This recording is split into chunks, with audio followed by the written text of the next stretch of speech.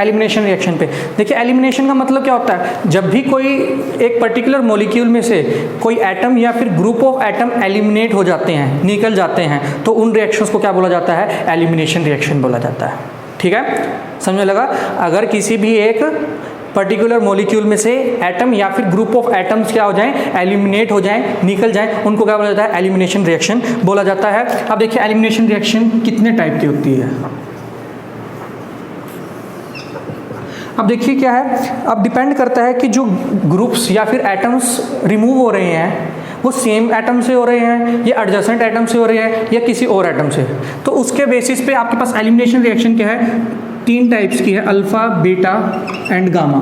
Higher भी होती हैं लेकिन हायर हमने नहीं देखनी, अल्फा, बीटा और गामा पे ही हमने कंसंट्रेट करना है। देखिए अल्फा का मतलब क्या है कि जो लिविंग ग्रुप्स होंगे, जो लिविंग एटम्स होंगे वो क्या होंगे, एक ही कार्बन एटम से जाएंगे। जैसे कि मान लीजिए यहाँ पे अगर हम बात करें, इस तरीके से लिखिए,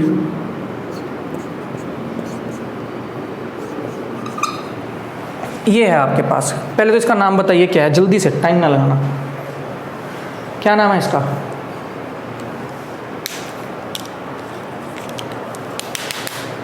बताइए। क्लोरोफॉर्म है ये, CHCl3। ठीक है, अब देखिए अगर मैं इसके अंदर क्या करूं, बेस ऐड कर दूं। अब देखिए बेस क्या करेगा, एसिडिक प्रोटॉन को निकाल लेगा। ये वाला प्रोटॉन क्या है, एसिडिक है। रीजन क्या है, अगर मैं यहाँ से प्रोटॉन निकालता हूँ, इस पे जो नेगेटिव चार्ज आएगा वो नेगेटिव चार्ज क्या होगा, 3Cl, उसको क्या कर देंगे, स्टेबलाइज कर देंगे -I इफेक्ट से।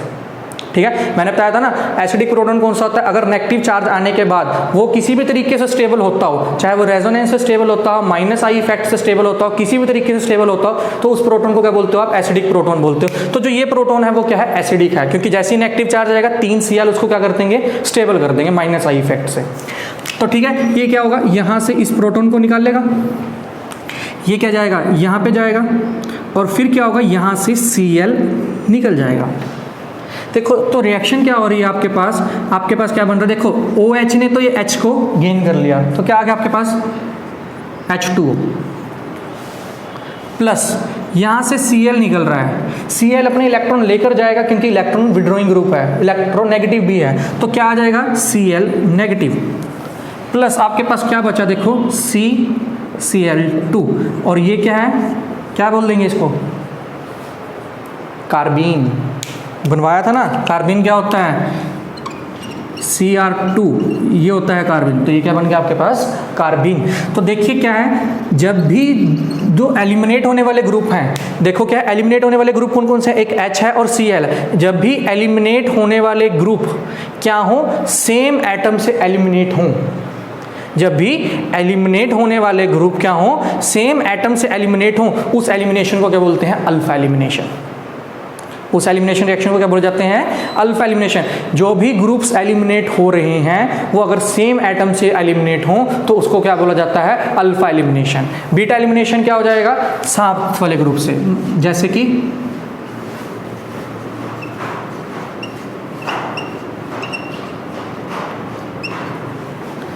ठीक है। अब हमने क्या करना है, जो एलिमिनेट करने हैं ग्रुप वो कौन कौन से होंगे, एक ये H और ये क्या होगा, एक Br। ये 2 ग्रुप हमने एलिमिनेट करने हैं। अब देखिए ये 2 ग्रुप जो हमने एलिमिनेट करने हैं वो क्या है, एडजेसेंट कार्बन एटम पे हैं। मतलब क्या है, देखो यहाँ पे एक ही कार्बन पे थे, यहाँ पे क्या है, अलग अलग कार्बन पे, और दोनों कार्बन क्या है, साथ साथ। तो इस टाइप के एलिमिनेशन को क्या बोला जाता है, बीटा एलिमिनेशन। ये क्या हो गया आपके पास अल्फा, ये क्या हो गया बीटा, तो इसको क्या बोलते हैं हम, बीटा एलिमिनेशन। प्रोडक्ट क्या बनेगा, CH2 डबल बॉन्ड CH2। ठीक है, समझने लगी बात, कि अगर आपके पास एलिमिनेटिंग ग्रुप एक ही कार्बन से हैं तो वो अल्फा, साथ वाले कार्बन पे हैं तो बीटा, और अगर वो क्या हो, एक कार्बन के डिस्टेंस पर हों,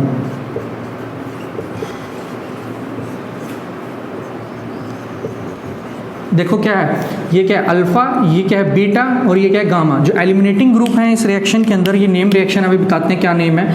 ये 2 Br ग्रुप क्या हो रहे हैं, यहाँ से एलिमिनेट हो रहे हैं। अब देखो जो एलिमिनेटिंग ग्रुप्स हैं वो क्या है, गामा टू ईच अदर है। क्या है, गामा टू ईच अदर। ये अल्फा है, ये बीटा है, ये गामा है, तो ये क्या हो गया, गामा टू ईच अदर हो गए। तो जब ये ग्रुप एलिमिनेट होते हैं, ये जिंक की प्रेजेंस में कर सकते हैं हम, तो आपके पास क्या बन जाता है, सिंपली साइक्लोप्रोपेन बन जाता है। देखो क्या होगा, यहाँ से ये Br निकलेगा, ये Br निकलेगा, दोनों दोनों कार्बन की एक एक वैलेंसी कम हो जाएगी। यहाँ से जब Br निकलेगा, यहाँ से Br निकलेगा, दोनों कार्बन की एक एक वैलेंसी कम होगी, तो ये दोनों आपस में क्या कर लेंगे, बॉन्ड बना लेंगे, और ये क्या बन जाएगा आपके पास, साइक्लोप्रोपेन बन जाएगा। ये नेम रिएक्शन है, एक फ्रीहैंड रिएक्शन बोलते हैं इसको, फ्रीहैंड रिएक्शन। तो क्वेश्चन क्या आएगा आपके पास, an example of gamma elimination reaction is, gamma elimination reaction का एग्जाम्पल कौन सा है, कोई भी 4 नेमिंग रिएक्शन आपसे पूछ लेंगे, एल्डोल, कैनिजारो, वोल्फ किचनर, जो भी उनके मन में 4 रिएक्शन आएंगे, उसमें एक कौन सी होगी, फ्रीहैंड रिएक्शन। तो आपको पता होना चाहिए जो फ्रीहैंड रिएक्शन होती है उसमें क्या होता है, गामा एलिमिनेशन होती है। समझ में लगी। अल्फा एंड गामा ये दो तो बहुत ईजी हैं, लेकिन जो बीटा है ये थोड़ी कॉम्प्लिकेटेड है। अब देखो क्या है, मैंने ये दोनों तो आपको डिटेल में बता दी, यहाँ पे मैंने कुछ भी नहीं मेंशन करा, कुछ कंडीशन नहीं मेंशन करी, कुछ भी नहीं, सिंपल इसको ऐसे लिख दिया। देखिए जब भी आपके पास बीटा एलिमिनेशन होती है तो वो कुछ फैक्टर्स पे डिपेंड करती है। पहली बात चलो हो गए, आगे समझ में। बीटा एलिमिनेशन क्या होती है, फर्दर और टाइप्स की होती है, एक होती है E1, एक होती है E2 और एक होती है E1CB। जो बीटा एलिमिनेशन रिएक्शन होती है वो क्या होती है, E1, E2 और E1CB टाइप की होती है। जैसे हमने वहाँ पे SN1 SN2 करी थी, ठीक है ना, वैसे यहाँ पे क्या है, E1 और E2 है। E1CB हमने नहीं पढ़नी, ठीक है, E1CB आपके सिलेबस का पार्ट नहीं है। वैसे जो CB होता है इसको बोलते हैं कंजुगेट बेस, क्या बोलता है, कंजुगेट बेस। चलिए अब हमने क्या पढ़नी है, E1 और E2 रिएक्शन। अब देखिए जैसे ही हमने बताया कि E1 है और E2 है, ये किस चीज़ पे डिपेंड करेगी, ठीक है, किस चीज़ पे डिपेंड करेगी, नेचर ऑफ बेस पे, बेस कैसा है, ठीक है, नेचर ऑफ R ग्रुप पे, मतलब कि जो आपके पास चेन लगी हुई है वो किस टाइप की है, उन चीज़ों पे क्या करेगी, ये डिपेंड करेगी। समझने लगी ये बात। चलिए अब शुरू करते हैं, हम E2 एलिमिनेशन करते हैं पहले, E1 बाद में करेंगे।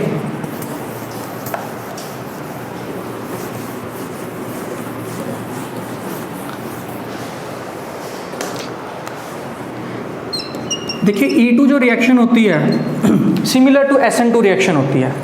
E2 reaction is similar to SN2 reaction. देखिए SN2 में क्या होता था, बैक साइड से न्यूक्लियोफाइल आता था, ठीक है, और फ्रंट साइड से लिविंग ग्रुप चला जाता था। इसमें भी कुछ उसी टाइप का आएगा।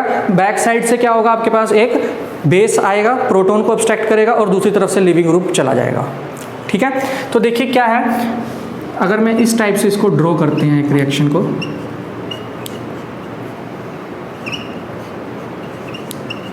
इस टाइप से, देखिए कुछ भी नहीं है, मैंने सिर्फ क्या लिखा है, CH3 CH2 Br लिखा है, बस एक लिखने का इसको अलग तरीके से लिखा और कुछ भी नहीं करा इसमें, ठीक है। इसमें मैंने क्या करा, एक बेस ऐड कर दिया।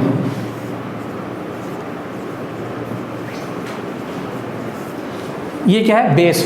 ये कौन सा बेस होता है, इथोक्साइड बेस बोलते हैं इसको, क्या बोलते हैं, इथोक्साइड। ये क्या है, स्ट्रॉन्ग बेस होता है एक। कैसे बनता है ये इथोक्साइड, देखिए ये क्या है, इथेनॉल, इथेनॉल है नहीं, ये ET जो होता है वो होता है CH3 CH2 और C2H5 और इसको शॉर्ट फॉर्म में ET लिख देते हैं बस, ठीक है। ये होगा आपके पास इथेनॉल। इथेनॉल में से अगर मैं ये प्रोटॉन रिमूव कर देता हूँ तो ये क्या बन जाता है, OET नेगेटिव, जिसको क्या बोलते हैं, इथोक्साइड आयन। इसको क्या बोलते हैं, इथोक्साइड आयन। और जो ये इथोक्साइड आयन होता है ये क्या होता है, स्ट्रॉन्ग बेस होता है। क्या होता है, स्ट्रॉन्ग बेस। अब देखिए जहां भी आपके पास स्ट्रॉन्ग बेस होगा वहां पे E2 एलिमिनेशन लगेगी, ये बात याद रख लेना बस। जहां पे भी स्ट्रॉन्ग बेस होगा वहां पे क्या लगेगी, E2 एलिमिनेशन लगेगी। जहां पे वीक बेस होगा वहां पे E1, वहाँ पे E1 लगेगी, ठीक है। E2 तब लगेगी जब स्ट्रॉन्ग बेस होगा, E1 तब लगेगी जब वीक बेस होगा। अब देखिए इसमें होगा क्या, आपके पास ये C2H5 नेगेटिव आएगा, ये क्या करेगा, एसिडिक प्रोटॉन को अब्स्ट्रैक्ट करने की कोशिश करेगा। ये वाला प्रोटॉन क्या है, क्वाइट एसिडिक है। क्यों, जैसे ही यहाँ पे नेगेटिव चार्ज आएगा ये Br क्या कर देगा, उसको कुछ स्टेबल कर देगा, ठीक है। तो देखिए क्या होगा, ये क्या करेगा, इस प्रोटॉन को अपनी तरफ खींचने की कोशिश करेगा। बेस है, एसिडिक प्रोटॉन को अपनी तरफ खींचने की कोशिश करेगा। जब ये एसिडिक प्रोटॉन को अपनी तरफ खींचने की कोशिश करेगा तो यहाँ पे क्या आ जाएगा, ये बॉन्ड क्या होनी शुरू हो जाएगी, ब्रेक हो जाएगी, ठीक है। ये बॉन्ड क्या हो जाएगी, ब्रेक होनी शुरू हो जाएगी। और फिर क्या होगा, यहाँ पे एक बॉन्ड क्या होनी शुरू होगी, बननी शुरू होगी। क्यों, देखिए यहाँ पे कार्बन पे क्या आ जाएगा, फिर नेगेटिव चार्ज आ जाएगा। जब नेगेटिव चार्ज आ जाएगा वो स्टेबल होना चाहेगा किसी तरीके से, तो वो क्या करेगा, इस साइड को शिफ्ट करना चाहेगा। क्यों, क्योंकि यहाँ पे क्या है, Br नेगेटिव इलेक्ट्रॉन विड्रॉइंग है, उससे इलेक्ट्रॉन को खींचेगा। तो जब यहाँ से इधर जाना शुरू करेगा उतने ही में क्या होगा, Br क्या है, गुड लिविंग ग्रुप होता है एक, क्या होता है, गुड लिविंग ग्रुप। जैसे ही थोड़ा सा ही इसको कोई भी फोर्स मिले ये क्या हो जाता है, रिमूव होना शुरू हो जाता है। तो ये यहाँ से क्या होना शुरू हो जाएगा, रिमूव होना शुरू हो जाएगा। ठीक है, यहाँ से क्या होना शुरू हो जाएगा, रिमूव होना शुरू हो जाएगा। देखो ये हमने क्या बनाई है, ट्रांजिशन स्टेट बनाई है। ये बॉन्ड क्या हो रहा है, फॉर्म हो रहा है, ये ब्रेक हो रहा है, ये फॉर्म हो रहा है और ये क्या हो रहा है, ब्रेक हो रहा है। तो देखिए सिंपली आपके पास क्या बन जाएगा, CH2 double bond CH2 plus C2H5OH plus Br negative. ठीक है, तो आपके पास इस टाइप से रिएक्शन होगी। ये वाली बॉन्ड क्या हो चुकी है, आपके पास ब्रेक हो चुकी है। ये बॉन्ड यहाँ पे आपके पास बन रही है और ये बॉन्ड भी क्या हो रही है, ब्रेक हो रही है। तो इस टाइप की एलिमिनेशन रिएक्शन है, इसको बोला जाता है E2 एलिमिनेशन रिएक्शन। ठीक है, समझ में लगा। अब देखो जब आपके पास सिमेट्रिकल हो, मतलब क्या है, एल्कीन अगर सिमेट्रिकल बन रही है तो कोई दिक्कत नहीं है, इजीली बन जाएगी। लेकिन अगर आपके पास कहीं पे ऐसा केस आ जाए कि आपके पास 2 एल्कीन बनने की पॉसिबिलिटी हो, तो कौन सी एल्कीन बनेगी हमें वो देखना है। यानी नेक्स्ट हमने करना है सेट्ज़ेफ रूल, या फिर हम बोल सकते हैं डायरेक्शन ऑफ एलिमिनेशन। ये चीज़ समझ में लगी जो भी करवाई है, ये चीज़ समझ में लगी। ठीक है, नेक्स्ट देखिए डायरेक्शन ऑफ एलिमिनेशन यानी सेट्ज़ेफ रूल।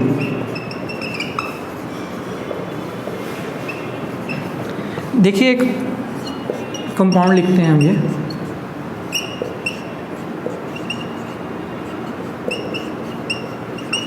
अब देखिए हमने एक ये एल्कीन बनानी है हमने इसकी, ये क्या है आपके पास 2 ब्रोमोब्यूटेन है। ठीक है, इसके अंदर मैंने क्या डाला, कोई भी एक स्ट्रॉन्ग बेस डाल दिया। ये क्या डाल दिया, स्ट्रॉन्ग बेस डाल दिया। अब स्ट्रॉन्ग बेस ने क्या करना है, प्रोटॉन को अब्स्ट्रैक्ट करना है। ये आपके पास अल्फा पोजीशन है, ये क्या है, बीटा पोजीशन है। अब देखिए यहाँ पे आपके पास बीटा पोजीशन क्या हो गई है, 2 हो गई हैं। अब बीटा पोजीशन क्या है, 2 हो गए हैं। OC2H5 नेगेटिव आएगा, अब वो देखेगा कि मेरे पास तो 2 बीटा कार्बन है, मेरे पास तो 2 बीटा कार्बन है। अब मैं किस कार्बन से हाइड्रोजन को निकालूं। ठीक है, तो वहाँ पे आपके पास क्या लगता है, सेट्ज़ेफ रूल। तो सेट्ज़ेफ रूल क्या कहता है कि आपके पास जो हाइड्रोजन रिमूव होगा उस कार्बन से रिमूव होगा जिसके पास क्या होंगे, पहले से कम हाइड्रोजन होंगे, जिसके पास पहले से क्या होंगे, कम हाइड्रोजन होंगे। तो देखो क्या है, यहाँ पे कितने हाइड्रोजन है, 2, यहाँ पे कितने हाइड्रोजन है, 3। तो कहाँ से हाइड्रोजन रिमूव होगा, इस वाली साइड से रिमूव होगा। जब हाइड्रोजन इस वाली साइड से रिमूव होगा तो आपके पास क्या प्रोडक्ट बनेगा, CH3 CH double bond CH3।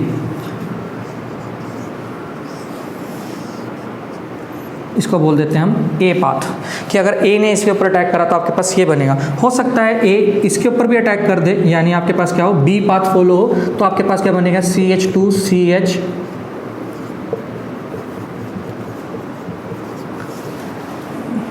ये प्रोडक्ट बनेगा।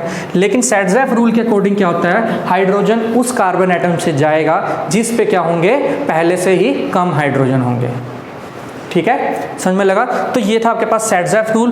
तो ये क्या आएगा आपके पास, मेजर प्रोडक्ट, और ये क्या आएगा, माइनर प्रोडक्ट। ठीक है, एक बात और याद रखना, जब भी आपको एलिमिनेशन रिएक्शन करनी है, एलिमिनेशन रिएक्शन में एक बात याद रखना, जो ये आपके पास लिविंग ग्रुप्स होंगे यानी H और Br होंगे, ये दोनों क्या होने चाहिए, एंटी टू ईच अदर। ये दोनों क्या होने चाहिए, एंटी टू ईच अदर। देखो एक ब्रोमीन मैंने क्या लगा रखा है, ऊपर वाली साइड है, और हाइड्रोजन क्या है, नीचे वाली साइड। तो ये कौन सी कंडीशन है, anti to each other. Elimination reaction तभी होगी अगर वो क्या होंगे, दोनों ग्रुप्स क्या होंगे, एंटी टू ईच अदर होंगे। अगर मैं मान लो कि Br यहाँ पे लगा देता तो Br क्या होगा, इनके बीच में स्टेरिक हिंड्रेंस होनी शुरू हो जाएगी। ये जो ग्रुप आ रहा है और ये जो Br है, इनके बीच में क्या हो जाएगी, स्टेरिक हिंड्रेंस हो जाएगी। तो एनर्जी क्या हो जाएगी, बहुत ज़्यादा रेज हो जाएगी, तो आपके पास एलिमिनेशन नहीं हो पाएगी। तो इस करके क्या है, ये दोनों ग्रुप्स क्या होने चाहिए, एंटी टू ईच अदर होने चाहिए। इसीलिए मैंने ये कंफर्मेशन आई थी कि ये वाला H और ये जो Br है जो रिमूव करने हैं हमने, वो दोनों क्या है, एंटी टू ईच अदर है। ठीक है, समझ में लगी ये बात। अब देखिए ये तो था आपके पास सेट्ज़ेफ रूल, आपके पास डायरेक्शन ऑफ एलिमिनेशन रिएक्शन। लेकिन क्या है, ये जो डायरेक्शन है वो रिवर्स भी हो सकती है। मतलब क्या है, ये प्रोडक्ट मेजर हो सकता है और ये प्रोडक्ट क्या हो सकता है, माइनर हो सकता है। तो वो 4 केसेस हैं, ये कब होगा वो लिख लीजिए। लिखिए अब हॉफमैन रूल।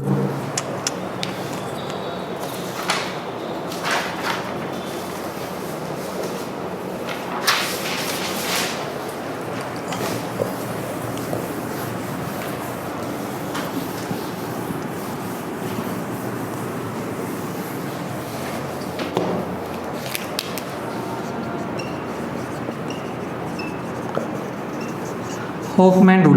देखिए अगर आपके पास क्या हो, जो बेस हो वो क्या हो, हिंडर्ड हो, बेस जो हो वो क्या हिंडर्ड हो, मतलब इतनी ज़्यादा उसमें स्टीयरिंग हिंड्रेंस हो, तो क्या होगा आपके पास होफमैन रूल लगेगा। होफमैन मतलब एंटी सेटजेफ रूल, ठीक है। बेस अगर आपके पास क्या हो, हिंडर्ड हो, उसके बाद बीटा पोजीशन पे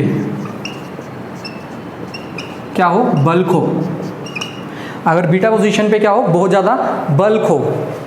उसके बाद आपके पास जो एल्काइल हैलाइड है, एल्काइल हैलाइड है, अगर उसके अंदर क्या हो, डबल बॉन्ड हो, एल्काइल हैलाइड है जो उसमें क्या हो, डबल बॉन्ड हो। उसके बाद जो आपके पास लिविंग ग्रुप है वो क्या हो, पुअर लिविंग ग्रुप हो। अगर लिविंग ग्रुप क्या हो, पुअर लिविंग ग्रुप हो, तो आपके पास क्या लगेगा, होफमैन रूल लगेगा रेदर देन दी सेटजेफ रूल। वो कैसे, चारों के ऑप्शन वो देख लीजिए, आपके पास रिएक्शन लिखवा देता हूँ। मान लीजिए आपके पास सबसे पहला केस कर रहे हैं हम, जो बेस है वो क्या है, हिंडर्ड है,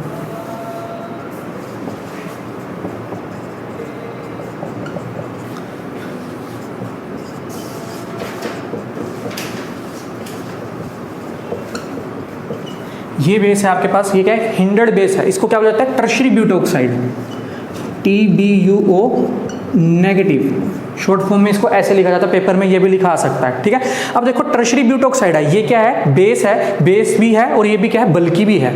अब देखो अगर बल्कि है तो दो चॉइस है, या तो इसको प्रोटॉन यहाँ से निकालना है या प्रोटॉन इसको यहाँ से निकालना है। अब देखो बल्कि है तो कहाँ से निकालना चाहेगा, जहाँ पे हिंड्रेंस क्या हो, कम हो। यहाँ पे देखो अगर आएगा तो इसको इस CH3 की हिंड्रेंस मिलेगी।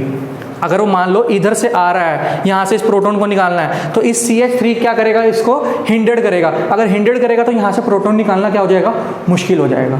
अगर यहाँ से प्रोटॉन निकालना, यहाँ पे क्या कोई भी हिंड्रेंस नहीं है, डायरेक्ट इधर से आएगा, इस प्रोटॉन को निकालेगा और चला जाएगा। तो देखो अगर आपके पास ग्रुप क्या हो, बल्कि हो, मतलब आपके पास जो बेस है वो बल्कि हो, तो उस केस में होफमैन रूल लगेगा। तो प्रोडक्ट क्या बनेगा, अगर मैं इस केस में प्रोडक्ट बनाऊँ, साथ के साथ जल्दी जल्दी प्रोडक्ट बनाते रहिए इसके, तो आपके पास प्रोडक्ट बनेगा ये वाला, ठीक है। तो इसको हम सेटजेफ प्रोडक्ट नहीं बोलेंगे, इसको क्या बोलेंगे, होफमैन प्रोडक्ट है ये, ठीक है। सेटजेफ क्या होता, इधर डबल बॉन्ड आती, तो ये क्या आपके पास होफमैन प्रोडक्ट, समझ में लगा। अगर आपके पास बेस जो है वो बल्कि बेस हो, जैसे कि टर्शरी ब्यूटोक्साइड से ऊपर कोई एग्जांपल नहीं देंगे वो आपको, अगर टर्शरी ब्यूटोक्साइड बेस हो तो होफमैन रूल लगेगा, ठीक है। दूसरी बात करते हैं, अगर बीटा पोजीशन पे बल्क हो, बीटा पोजीशन पे बल्क हो तो देखिए कैसे,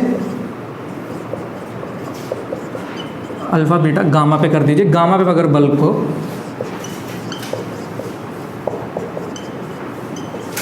अब देखो मैं क्या कर रहा हूँ, ये फर्स्ट कंडीशन थी, सेकंड कंडीशन ये लिख रहे हैं। अब मान लीजिए मैंने इसमें एक छोटा ही बेस डाला है, मतलब क्या है, बेस बल्कि नहीं है, एक कंडीशन रखी है। अगर बेस बल्कि नहीं भी हो तो भी इसको यहाँ पे आने में बहुत ज़्यादा स्टेरिक हिंड्रेंस होगी, स्टेरिक क्राउडिंग होगी, क्योंकि क्या है, इस बीटा कार्बन के पास मैंने क्या कर दिया, बहुत ज़्यादा क्राउडिंग कर दी है। अगर मैंने बीटा के पास इतनी ज़्यादा क्राउडिंग कर दी है तो OC2H5 यहाँ पे आके इस प्रोटॉन को नहीं लेके जा सकता, ठीक है, क्योंकि मैंने क्या कर दिया, स्टीरिक बल्क इंक्रीज कर दिया है। स्टीरिक बल्क अगर यहाँ पे इंक्रीज हो गया तो OC2H5 यहाँ से हाइड्रोजन को नहीं निकाल पाएगा, तो वो कौन सा हाइड्रोजन को निकालने की कोशिश करेगा, जो कि कम बल्कि होगा, जहाँ से वो इजीली हाइड्रोजन को निकाल सके। तो ये वाला हाइड्रोजन जो क्या है, बिल्कुल भी बल्कि नहीं है, देखो इजीली आएगा, यहाँ से प्रोटॉन निकाल लेगा और चला जाएगा, ठीक है। तो इस केस में आपके पास क्या हो जाएगा, सिंपली आपके पास जो प्रोडक्ट बनेगा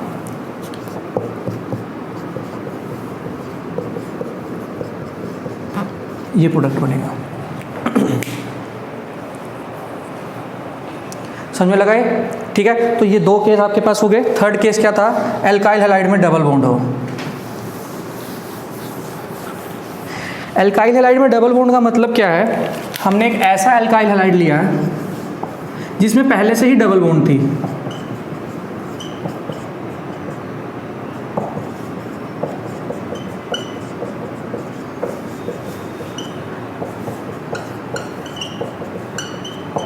अब देखिए इसमें दो टाइप के प्रोडक्ट बनाते हैं, पहले आप होफमैन भी बनाएंगे हम और सेटजेफ भी बनाएंगे, फिर हम देखेंगे कि सेटजेफ क्यों बन रहा है और होफमैन क्यों नहीं बन रहा।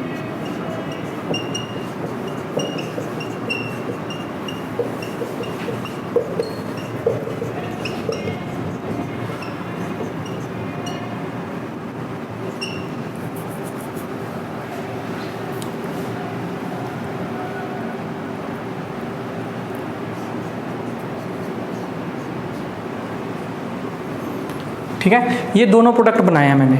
इसमें अगर आप डबल बॉन्ड देखें तो क्या है 1 2 3 1 3 पोजीशन पे है। इसमें डबल बॉन्ड क्या है 1 2 3 4, यानी डबल बॉन्ड क्या है 1 4 पोजीशन पे है। तो यहाँ पे अगर आप देखें तो डबल बॉन्ड क्या है अल्टरनेट पोजीशन पे है। अगर अल्टरनेट पोजीशन पे तो यहाँ पे क्या हो सकती है रेजोनेंस, यहाँ पे क्या हो सकती है रेजोनेंस। मैंने बताया था double bond single bond double bond हो तो वहाँ पे क्या पॉसिबल है रेजोनेंस। तो इस केस में क्या है रेजोनेंस पॉसिबल है, इस केस में रेजोनेंस पॉसिबल नहीं है। तो जहाँ पे आपके पास रेजोनेटिंग स्ट्रक्चर मिल जाए तो उस केस में आपके पास सेटज़ेफ रूल ना लगकर कौन सा रूल लगता है हॉफमैन रूल लगता है। तो ये क्या आएगा आपके पास हॉफमैन प्रोडक्ट आएगा और वो ही क्या होगा इस केस में मेजर प्रोडक्ट होगा। समझ में लगी। अगर आपके पास ये आ जाए यानी डबल बॉन्ड या फिर जो कंजुगेशन है वो क्या अल्टरनेट पोजीशन पे हो तो उसको क्या बोलते हैं हम हॉफमैन प्रोडक्ट क्या होगा मेजर प्रोडक्ट होगा उस केस में।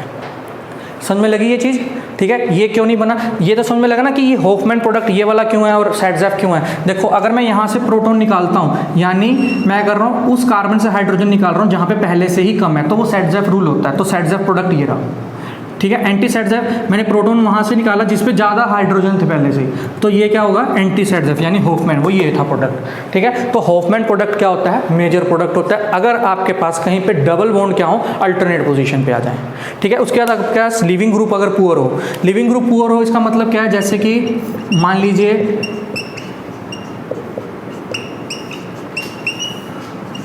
ये है आपके पास, इसमें जो F है F क्या है एक लिविंग ग्रुप जो है पुअर लिविंग ग्रुप है। पुअर लिविंग ग्रुप क्यों है देखो CF की बॉन्ड क्या है छोटी है, CF की बॉन्ड क्या है छोटी है तो इसका मतलब क्या है वो जाने में थोड़ा टाइम लगाएगा, जाने में थोड़ा टाइम लगाएगा इसका मतलब क्या है पुअर लिविंग ग्रुप है। और जब भी आपके पास कोई भी पुअर लिविंग ग्रुप दे रखा हो तो भी आपके पास क्या बनता है हॉफमैन प्रोडक्ट बनता है। क्या बनता है हॉफमैन प्रोडक्ट। बना लोगे प्रोडक्ट क्या बनेगा इसका क्या बनेगा product CH3 CH2 CH double bond CH2। तो ये प्रोडक्ट क्या बनेगा इस केस में मेजर बनेगा। तो आपको बात एक याद रखनी है एलिमिनेशन रिएक्शन जब लगा रहे हो तब क्या है आपके पास हॉफमैन प्रोडक्ट भी बन सकता है। हॉफमैन प्रोडक्ट कब बनेगा जब आपके पास बेस क्या होगा बल्कि, बेस क्या होगा बल्कि, लिविंग ग्रुप क्या हो पुअर ग्रुप हो, कहीं पे आपके पास क्या हो रही हो कंजुगेशन हो रही है मतलब क्या हो डबल बॉन्ड क्या हो अल्टरनेट पोजीशन पे आ रही हो, या फिर और क्या था गामा पोजीशन पे आपके पास क्या हो बल्क हो मतलब बहुत ज़्यादा हिंड्रेंस हो वहाँ तक बेस ना पहुँच सके तो उस केस में आपके पास क्या बनता है हॉफमैन प्रोडक्ट बनता है। तो ये चार थे कंडीशन आपके पास की सेटज़ेफ और हॉफमैन में क्या डिफरेंस है समझ में लगा ये, ठीक है। कब सेटज़ेफ लगाना है और कब हॉफमैन लगाना है। हॉफमैन के लिए चार ही कंडीशन है, बस ये चार कंडीशन रट्टे लगाने हैं आपने, समझना है इसको अच्छे से। बेस हिंड्रेड होगा तो क्या होगा यहाँ तक नहीं पहुँच सकता, बस इस टाइप के आपको समझना है, बस इसको समझ में लगा अच्छे से। अब देखिए ये थी आपके पास E2 E1 सिंपल सी है, जैसे हमने SN1 करी थी SN1 में क्या होता था लिविंग ग्रुप चला जाता था, ठीक है, बाद में क्या होता था न्यूक्लियोफाइल आता था। सेम E1 में भी ऐसा ही होगा।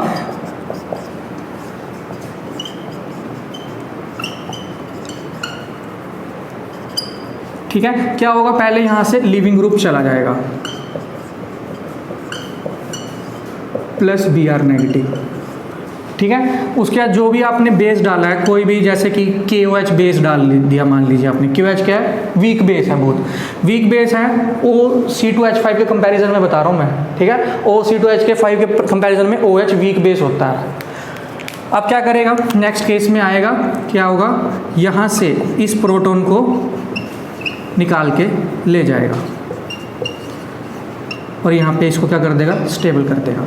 तो देखो जब आपके पास वीक बेस था तो उस केस में आपके पास क्या लगेगी E1 एलिमिनेशन। मतलब क्या देखो यहाँ पे बेस का कंपैरिजन क्या आया, वहाँ पे देखो हमने E2 में क्या करा था बेस जो था स्ट्रॉन्ग था, उसने लिविंग ग्रुप के मतलब कि जो जा रहा है उसके जाने का वेट नहीं करा, उसने पहले से ही जाके अटैक कर दिया। E2 में उसने क्या करा लिविंग ग्रुप के जाने का वेट नहीं करा, उसने पहले ही जाके अटैक कर दिया। लेकिन यहाँ पे क्या है वीक है, बेस क्या है वीक है, तो वो क्या करेगा पहले वेट करेगा कि लिविंग ग्रुप जाए, जब लिविंग ग्रुप जाएगा बाद में जाके हम उसको क्या कर देंगे स्टेबलाइज कर देंगे। तो E1 और E2 में यही डिफरेंस है, अगर आपके पास बेस क्या है वीक है तो पहले ही लिविंग ग्रुप डिपार्ट कर जाएगा, बाद में आके बेस अपना काम करेगा।